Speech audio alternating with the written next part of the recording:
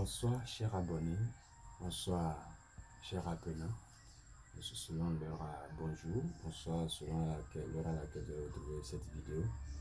Alors aujourd'hui nous sommes là pour apprendre quelques montages. Nous voulons savoir comment transformer le schéma et le montage triangle en montage étoile. Et la méthode communément appelée la méthode de Kennelly. Donc voilà, si j'ai des résistances qui sont en triangle, comment les transformer pour pouvoir calculer la résistance équivalente. Parce que souvent, quand nous avons ce genre d'exercice, on nous demande de trouver la résistance équivalente. C'est un peu compliqué et c'est un peu dérangeant. Donc ce schéma, ça équivaut à celle-ci aussi. C'est l'équivalent. Donc c'est pourquoi j'ai dessiné les deux. Donc si nous voyons ça, on voit que les résistances sont en triangle et ici aussi c'est en triangle. Alors, la première des choses, c'est de faire quoi? C'est d'appliquer la transformation. Donc nous allons essayer de transformer ce schéma. Et là, nous avons là, on fait quelque chose comme ça, des résistances, pour mettre une différence entre les résistances qui étaient là et celles que nous sommes en train d'introduire. Et là, comme il y a le B ici, je vais mettre la résistance RB là.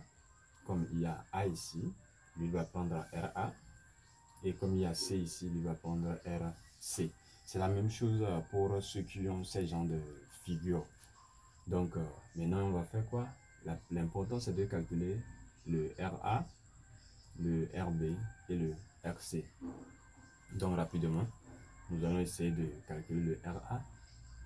RA égale, comment est-ce qu'on peut calculer la valeur de RA? Nous regardons, on fait la multiplication des résistances qui se croisent au point A.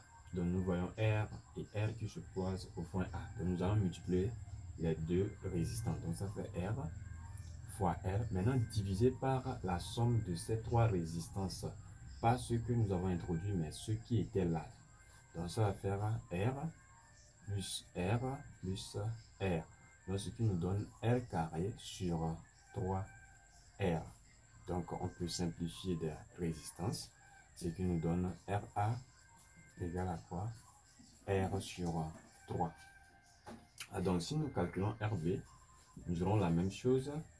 Ça va faire R fois R sur 3R. Donc si nous simplifions, ça nous donne RB égale à R sur 3.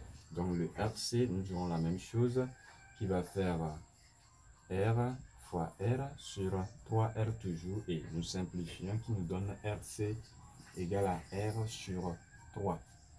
Donc maintenant, on peut redessiner notre schéma pour voir rapidement. Nous pouvons dessiner, nous pouvons reproduire le schéma. Nous avons le point C. Donc, nous avons la résistance RC. Et là, nous avons la résistance RA. Et nous avons la résistance RB. Donc ici, il peut arriver qu'il y a d'autres figures, d'autres montages. Donc en ce moment, nous allons connecter ces montages-là en avant. Donc ici, si ce qu'on doit calculer la résistance équivalente, il est important aussi de savoir quand est-ce que des résistances sont en série, quand est-ce que des résistances sont en parallèle. Les résistances ou bien les dipôles sont en série lorsqu'ils sont traversés par le même courant. Ils sont en parallèle lorsque nous avons le courant se divise.